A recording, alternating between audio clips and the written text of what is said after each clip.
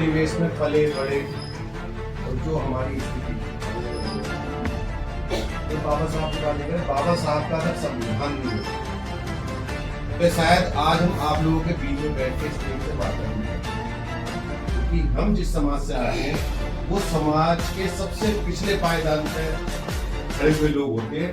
बल्कि मैं तो पायदान में नहीं कहता, पायदान के नीचे जो धूल होती वो उस जैसी स्थिति है हमारे समाज में।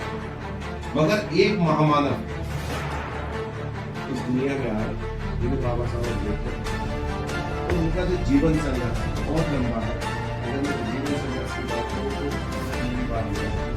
मैं केवल छोटी सी बात कहना चाहता हूँ कि ये ऐसे शख्सियत है जिन्होंने पूर्ण समर्पण किया।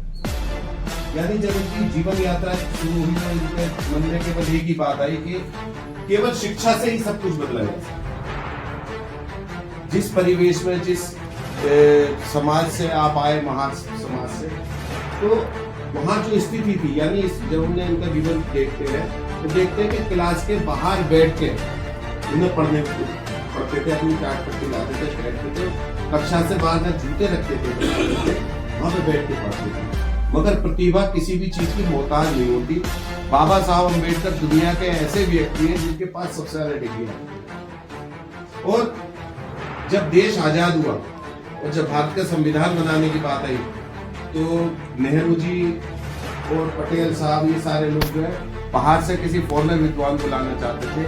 महात्मा गांधी ने कहा देश का संविधान केवल अगर कोई बना सकते तो बाबा साहब अम्बेडकर तो उन्हें अध्यक्ष बनाया गया। और उनका जो संघर्ष है वो अतुलनीय है। यानी जब हम जीवन संघर्ष देखते हैं तो कोई ऐसा व्यक्ति नहीं है जिसने अपने परिवार की कुर्बानी की।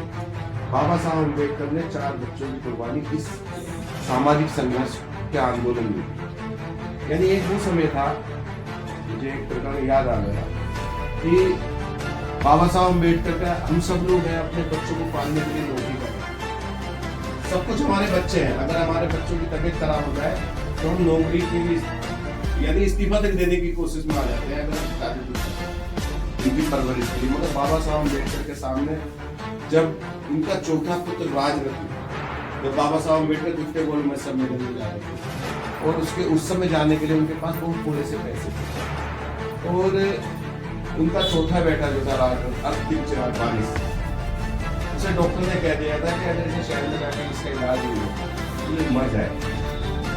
वो रात इतनी कैसी बीती होगी कि माता पिता के ऊपर के बेटा जो है मरने को पड़ा है, थोड़े से पैसे हैं, और बाबा साहब अम्बेडकर ने हमारे अधिकारों के लिए जाना। तो हमारे अम्बेडकर ने उस समय एक बात कही थी कि बाबा साहब अगर ये बच्चा अगर हमने इलाज करके बचा भी लिया तो इस देश के अंदर गुलाम ही रहेगा। आपने 9 करोड़ गुलामों को आजादी दिलाने के लिए जाना है, इसलिए ये पैसा आप नहीं। और वो ऐसा समय था जिस समय उनका चौथा बेटा एक्सपायर हुआ तो उसके ऊपर डालने के लिए कपड़ा तक मिलता था।